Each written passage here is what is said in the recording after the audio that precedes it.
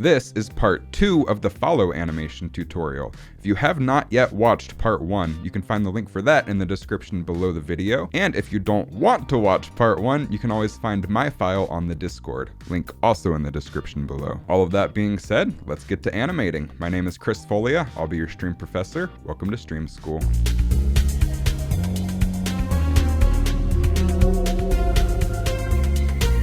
Before we start animating, there's a couple things we need to take care of to set the scene up properly. First of all, in the previous tutorial, I forgot to parent the hook that we added to the heart to the main object. So if we move the main parent, you'll notice the heart doesn't move with it. So let's fix that right now. We select the hook on the heart, then the parent object, and then hit Ctrl P and set parent to object. Now everything moves around properly. Secondly, we need to get our scene set up properly. So we're gonna hop over to the camera right here, go to film, and then set the background to transparent. This will make it so when we render out our final video, we'll have a transparent background so we can put this over our stream. Finally, we need to set the frame rate to 60 frames per second to match most streams. So we can do that under the little printer icon right here, go to frame rate and set that to 60. And one other thing you might want to do, if your computer can't handle playing back in real time fully rendered, we can set up the materials to show their proper colors in the viewport, just so we have a better idea of what things look like in the solid view. So to do that, I select the rectangle, go to materials, and under Twitch purple, we're gonna hover over the color rectangle right next to color, hit Ctrl C for copy, then go down to viewport display and hit Ctrl V for paste. Now we can see our white and our purple, and it just makes the scene a lot more visible for playback. Then we have one more thing we wanna do, which is set this to the graph editor. We no longer need our reference image because we know what the button looks like, and we do need the graph editor to manipulate our animation as we're working. Now we can get started animating. So we have to picture this in a few different steps. First of all, the button pops onto the screen, then the mouse comes over and clicks the button, then the button shrinks down and fills in the heart, eliminating the follow text, then the whole thing just shrinks down to nothing. So let's just animate this one step at a time. We'll start out with the button popping onto screen. So we'll go to frame 1. If you're not already on frame 1, you can hit shift and then the left arrow key. Also, I just realized I did not have my screencast keys on. Now you can see what I'm doing. Cool. So let's select the main parent because that's what's gonna pop on. Let's move up to frame like 15. Remember, we're working at 60 frames per second, so everything is double what I'd normally want it to be. So about 15 seems good for this popping up. We're gonna insert a scaling keyframe or location, rotation, and scale just to cover all the bases because we're gonna add some rotation in just a bit. Then hit shift left arrow, S0 to scale it all the way down to 0. Hit insert location, rotation, scale. So now you can see that this pops up and it's pretty boring. So let's add just a little bit of exaggeration here. So it'll pop up and then shrink down to its full size over a decent frame length. Let's just say 40 for now. And remember, we can always tweak all of this super easily later. So don't worry about that at all. So we can hit insert, location, rotation, scale. And we can come back here to frame 15, go to our graph editor, turn everything off except for the scale, hit Alt-A to deselect everything, do B for box select, click and drag for that one frame, G, Y, and then move it up just a little bit. So now it'll pop up and then settle. And we can make this still look even a little bit better. So in the graph editor, you can zoom in and out with the mouse wheel, but if you hold Control and press the mouse wheel, now you can stretch the graph editor. And you can pan around just pressing the mouse wheel, so you can get a better look of what this graph looks like. You'll notice that coming in, we ease into the scaling up, which isn't super noticeable because it's only 15 frames, but it will be noticeable if we fix that. So if we hit Alt-A, B for box select, select that, S0 to scale that down. And then we're gonna hit Alt-A to deselect that, come up here, scale this guy up just a little bit using S. And maybe we want it to be scaled more on this side than on this side. So we can box select, B for box select, then use the middle mouse button to press down to deselect this handle. Do the exact same thing again to deselect the middle point. Then we can hit G and then X for the X axis and move this over to make this a more dramatic pop in. Then we can hit Alt A, B for box select, B for box select, middle mouse button to deselect. Sorry if this is confusing. Right now I'm just tweaking the curves a little bit. And now you'll notice that the pop in looks a lot better. But one final thing I think we want to do is add a little bit of rotation to the pop in. So let's do that. So we can now hide our scale and we can just unhide the rotation. So let's figure out which axis is the one we want to rotate on, because we want to rotate on this axis right here. So rotate Y is going to rotate like that. Rotate Z is going to rotate like this. So we want to unhide the Z rotation. And let's say we want it to rotate just a little bit. We can box select this. And let's say we want it to... We can squish this down so that the rotation has a bigger impact. You can see what numbers are on the left-hand side for increments. So like 20 degrees, 40 degrees, 60 degrees. We can keep squishing that down with Control middle mouse button or unsquishing it by going the other direction. So I'm just going to hit G and then Y to move this on the Y axis. And let's say we want this guy to rotate just a little bit in that direction. And then let's say we want him to start out rotated in the complete opposite direction. So it looks like he's unrotating but overlaps just a little bit more than he intends to. So we'll hit G and Y on this one to move him up, let's say about 45 degrees. Again, you can see the numbers on the left-hand side here. So now if we hit play, you'll notice that it rotates up, but you'll also notice we have the ease here that we hated on the scaling up. So let's go ahead and fix that. We can hit S and 0, then we can click on this keyframe, click on just this handle, then GX to move it over to get that easing correct. And now if we play this, it should look a little bit better. So now it looks like it rotates into place and we have this awesome looking pop in. Which space is play on the keyboard, by the way. I don't know if I mentioned that. And then space also stops, and then you can hit shift left to go back to the first frame just to keep replaying it. Okay, so now we have this guy pop in. Now we want our mouse to fly in and click the button.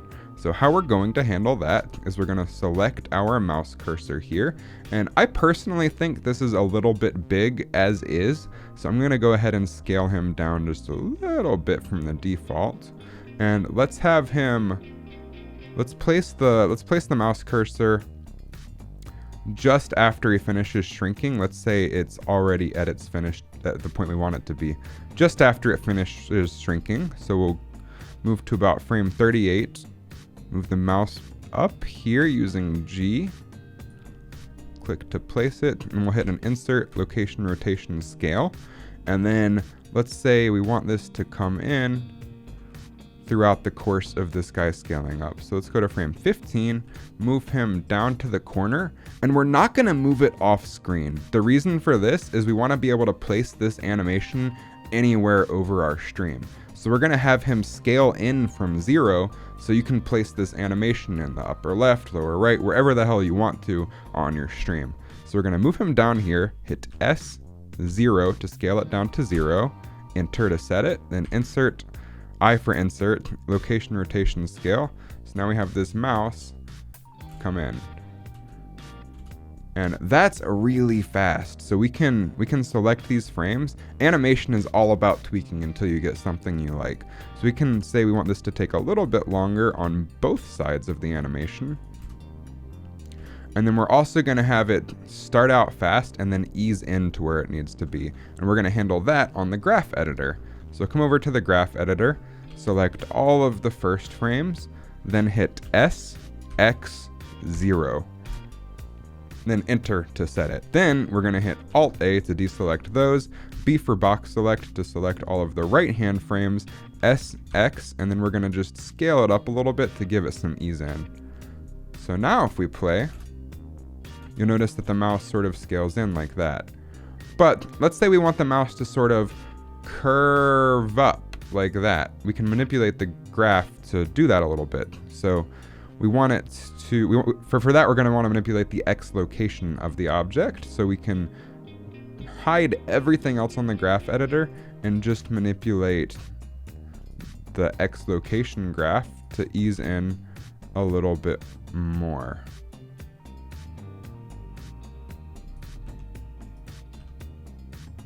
Than all of the other ones. So now when it comes in, he sort of curves up just a little bit. And that's pretty cool. We can also manipulate the Y location, which is the front and like up and down vertically from our camera view. And we can manipulate that to ease in less so, to make it curve in even more. And that looks pretty cool. So now we have the button popping up if we play this, and the mouse cursor zooming in.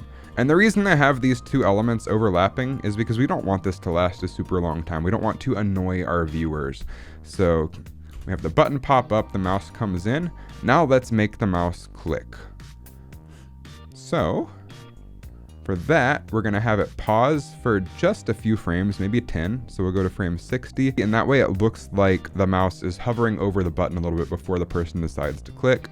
We'll hit insert, location, rotation, scale. Then let's do this over the course of 5 frames maybe. So 1, 2, 3, 4, 5 on the right arrow key. Scale down the mouse. Insert, location, rotation, scale. Then go 1, 2, 3, 4, 5. And then we're gonna select this one frame, hit Shift D to duplicate it, and move it over to frame 70. So now it looks like the mouse clicks. I think this needs to take a little bit longer, so we're gonna select these 2 frames and move them over about 2. Select this one frame, move it over about 2.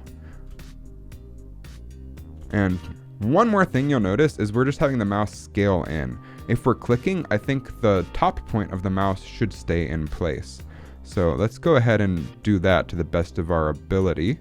And for that, we're gonna wanna move the 3D cursor as a good reference for where to place the mouse. So you can hold Shift, and you can right click to move the 3D cursor, and that'll just give us a reference for where we want the point of the mouse to be when it clicks down. So now on the middle frame right here, I'm gonna move the mouse up to the 3D cursor, hit insert, location, rotation, scale. So now, maybe it looks like it's clicking down a little bit. And this is fully up to personal preference. I think it looks a little bit weird now personally, now that I see it. So we're gonna offset it just a little bit. And now I think that looks a little bit better. And one more thing I want to do is make it ease in and out of the click a little bit more. And I think we need a few more frames for that. So I'm going to select the mouse, come down to the timeline, hit Alt-A, then move these over maybe 2 more frames, and then maybe 2 more frames on this one as well. And then we can select the middle frame of all of these, which, by the way, if you hit A to select all of them and then period on your numpad, it'll frame the graph editor to show you exactly your graphs. So I'm gonna hit Alt-A, select just the frames you want with box select, then scale, then hit S and X to scale these out just to ease it in a little bit. Then click to set it, and now he sort of like stays on the clicked down motion just a little bit. Then for the clicking, we can also animate the button scaling down a little bit just to make it feel a little bit more dynamic. So we're gonna go to the first frame of the click, select the button, hit insert, location, rotation, scale, go to the last frame of the click, select the button parent, hit insert, location, rotation, scale. Then we're gonna grab the mouse, go to the center frame, and then scale it down just a little bit. Not a whole lot, just enough to show that it's dynamic. So it looks like it's getting clicked. Cool. Now if we go back to the start, we can play this back, and we have the button popping up, the mouse coming on, clicking it. Now, for the fun part, we want to make the button shrink down to a square that's just the heart, and then we want the letters to scale out. This is where it gets a little bit more challenging. First of all, let's animate the button just shrinking down, because that one's pretty easy. So for this, after the finished click, let's say as it starts to scale back up, maybe around 75, let's select the right hook that we made in the previous tutorial, hit insert, location, rotation, scale, or just location if that's all you want to do. and move over about, let's say 15 to 20 frames. So I'm gonna go to 1, 2, 3, 4, 5, 6, 7, 8, 9, 10, 11, 12, 13, 14, 15. I'm bad at math, so I'm just gonna count one by one, then hit G and then X to move this on the X axis until it goes down to about there. And we can either match the spacing of the left hook, or we can animate both the left and right hooks. I think for our purposes, let's just match the left spacing to some extent. Something like that is pretty good. Insert location, rotation, scale. We can also always animate the heart scaling up as well to fill this box a little bit better. Okay, so now this comes on, clicks, and then shrinks. That shrinking is really fast, so we're gonna extend this by another 10 frames. And then we're gonna have it ease in and out a little bit more just to make it feel a little bit nicer in terms of motion.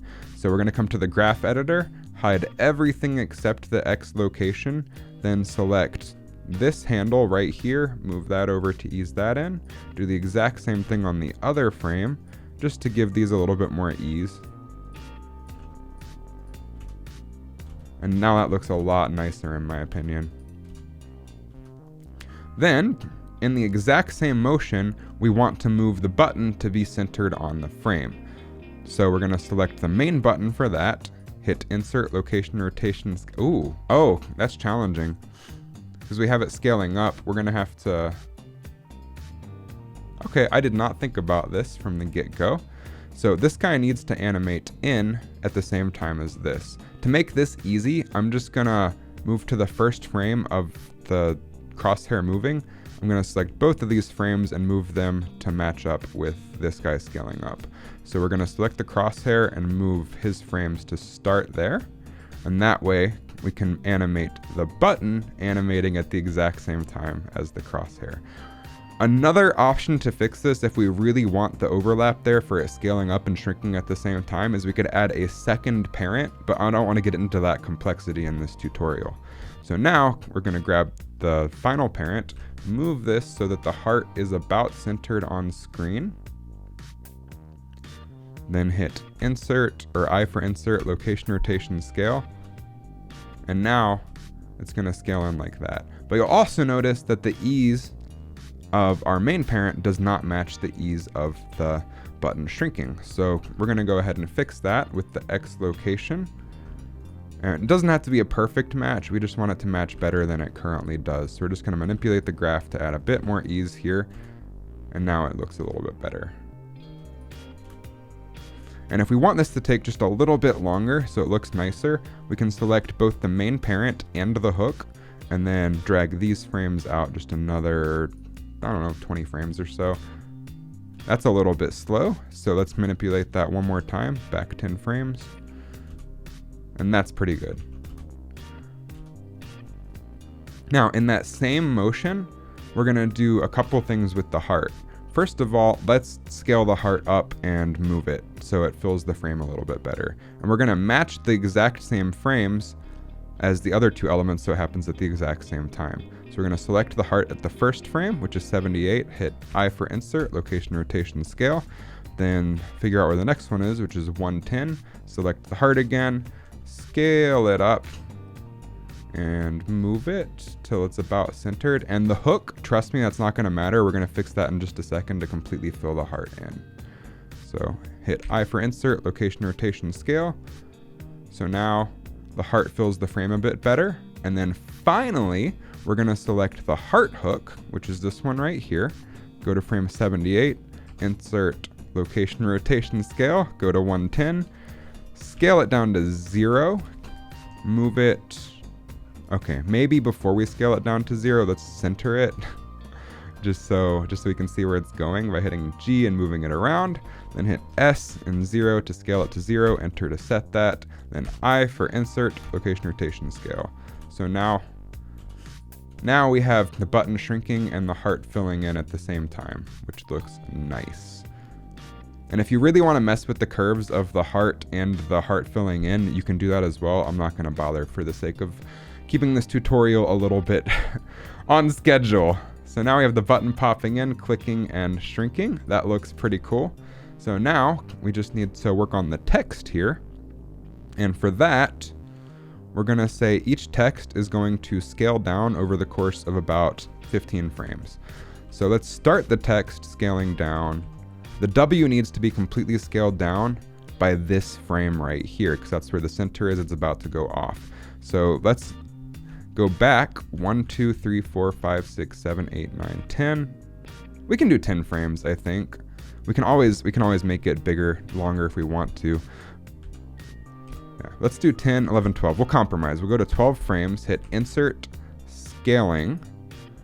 Then we're going to come up here to the chain link, click the drop down, go to Individual Origins. That way, if we scale, each of these text elements scales on its own.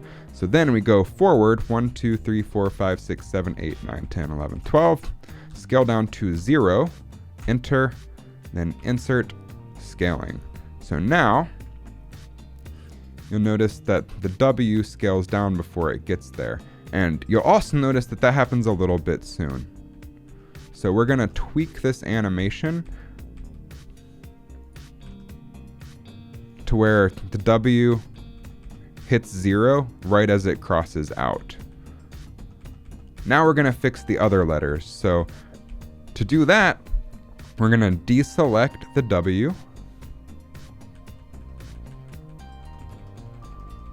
which will make only the frames for these ones visible. So then we're going to box select these frames and move them over until the O is just about to scale out, like so. So that's a little bit too early.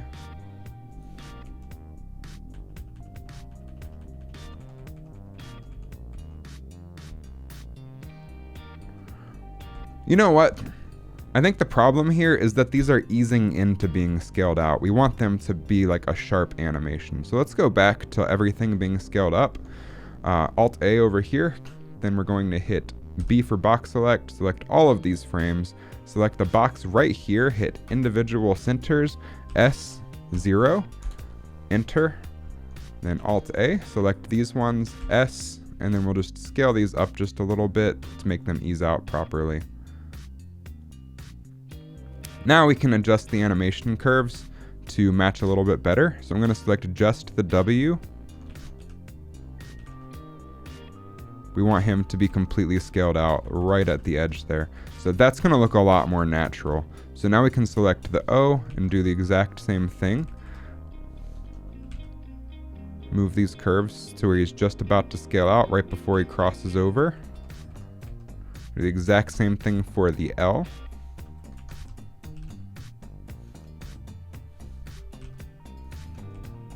Nobody will notice that slight overlap there, and it'll look better, I promise.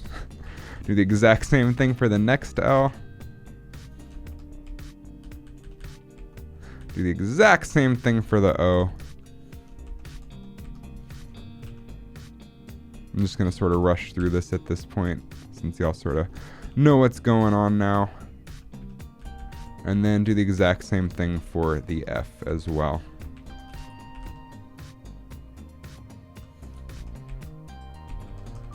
Okay, so now, when the button shrinks in, the text sort of shrinks out one letter at a time, and that looks really cool.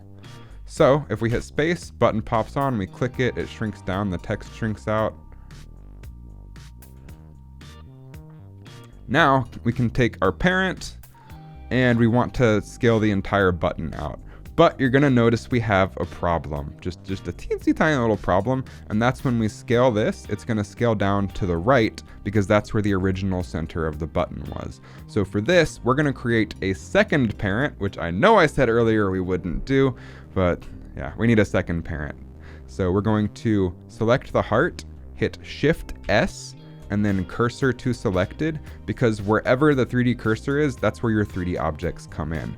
So then we're going to hit Shift A, we're going to add an empty, and let's distinguish this one from the other ones. We're going to make this one a cube, so we can easily tell which one it is. Then we're going to select the sphere right here, then Shift select the cube, Control P, set parent to object. So now if we scale down, now if we let this sit here for just a few frames, maybe till 120, then insert a scaling keyframe, maybe just go for all three, location, rotation, and scale in case we want to rotate it out. Then let's go forward about 20 frames, scale 0, insert, enter, then I for insert, location, rotation, scale. Now this scales out, but we can make that ease a little bit nicer as we've done throughout the rest of the tutorial. We'll come over to the graph editor, select the last frames, S0, enter, Alt A, then select the first frame, scale X, scale those up so it eases out nicely. Beautiful. And we can even overlap this motion of it coming down just a little bit. I think the pause is unnecessary because of how much it eases. So we can move this over to start at 100. And that looks really cool to me. So beautiful. We have the button popping up, clicking, shrinking down. And let's have it rotate just a little bit towards the end too. So we're gonna disable all of these keyframes except for Z rotation, grab it, and then let's squish down our graph a little bit, and let's have him rotate about 90 degrees out.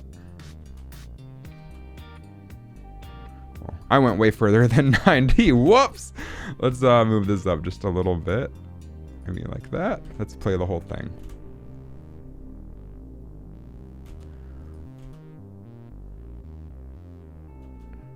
That's still a little bit too much on the rotation. Let's just move it up here.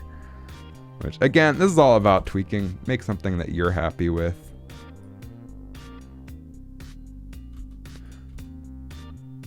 And then let's say as this is shrinking, we'll move the mouse out. So let's just copy this frame right here, Shift D to duplicate it and move it out. Like so. And now we have the whole thing popping up. And you'll notice that this doesn't ease out. It's kind of a weird motion, so we're gonna fix that on the graph editor. So let's sort of ease out on the X. Manipulate this graph just a little bit.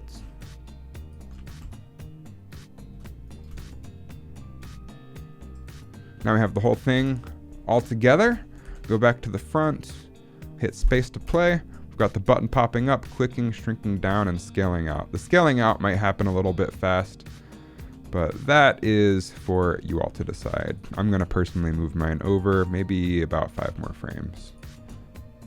Clicks, scales down, and then scales out.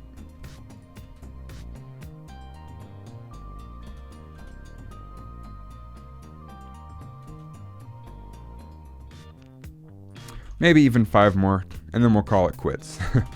So finally, the last step of this entire tutorial is gonna be to export the animation. So I'm gonna do a quick save really quick of my file, and then let's see, the whole thing is fully transparent at frame 130. So we're gonna set the end on our timeline to 130, just like so. And then we are going to go to our render settings. We already have this set to transparent, which is perfect. So now we're gonna go to our output settings, and we're gonna come to right where it says file format, change that to FFmpeg video. Then we're gonna go to encoding, change the container to WebM, and change the video codec to WebM/VP9. Then we have to click the RGBA button to make sure it renders out with a transparent background. And finally, we wanna just choose a location to put this video. And I'm going to put mine right in the same folder as this tutorial. So we'll call this output animation. And that is perfect. Then you just have to hit Control and F12 to render it out, but you can also add motion blur to this, which we didn't do in our Stinger tutorial, but that's because it takes a little bit longer to render. So if we hit F12 right now just to see this frame, you'll notice that there's no motion blur for this movement, and that's kind of disappointing, I guess. It just looks a little bit choppy. So to add motion blur, you can render this out in cycles instead of evey by going to the camera, selecting cycles, and then checking the motion blur box. And just a quick heads up, the motion blur under Evey does not work for objects. It only works for camera motion.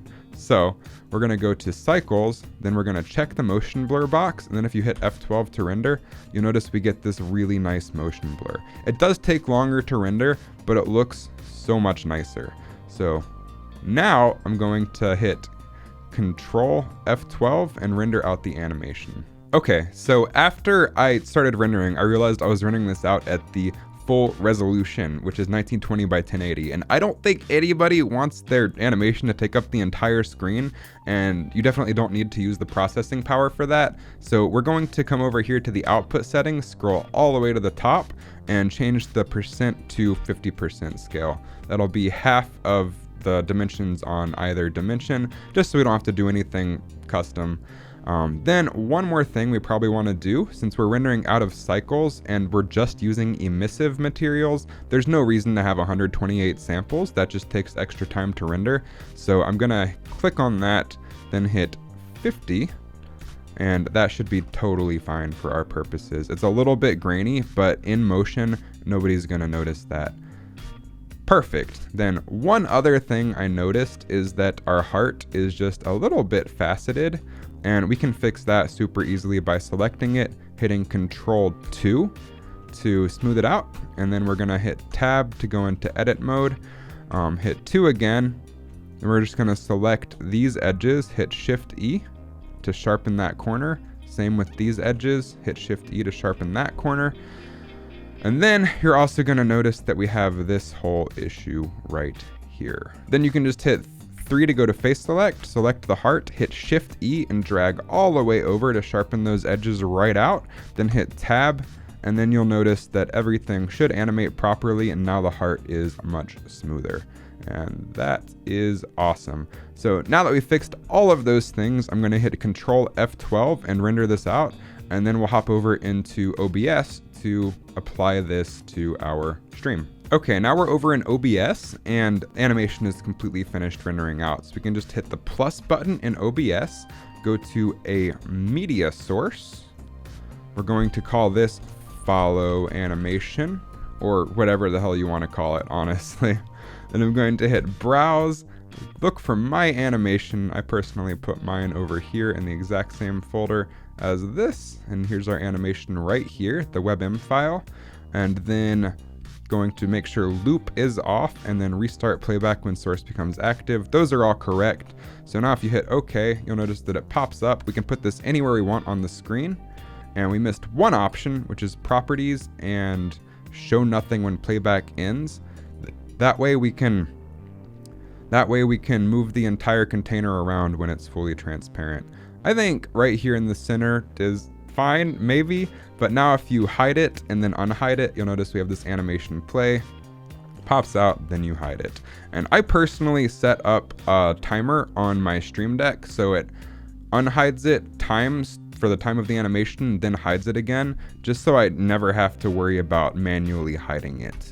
But that is the follow button. Okay, one quick addendum to the tutorial. You'll notice that with the subdivision surface we added in the quick fixes, that we get this weird overlap artifact, and that's due to the center of the heart being an n-gon. It just has tons of faces and it's a concave n-gon, which is generally bad. I don't worry about it a whole bunch for simple motion media projects like this, but in this case it's a detriment to us, so we're gonna fix that, and it's super easy to do. You just have to select the face, hit Ctrl T to triangulate it, and hit Tab to go out of edit mode, and now when we play, you'll notice that as it renders, everything shrinks in properly, and there's no more render issue.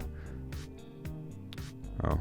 Now, that being said, we are finally done with this follow animation with a quick re-render. And that's the tutorial. If you want to download my file or finished WebM file, you can find both of those in the Discord, link in the description below. And if you found this tutorial in any way, shape, form, or fashion even remotely helpful, make sure you hit that like and subscribe button below the video to stay tuned for a new video every single Wednesday. Also, just a friendly reminder that I am live every Tuesday, Friday, and Saturday at twitch.tv/oraclefishlive. If you have any questions, want to pick a fight with me, or just want to hang out. Until next time, my name is Chris Folea. I'm your stream professor, and class is out.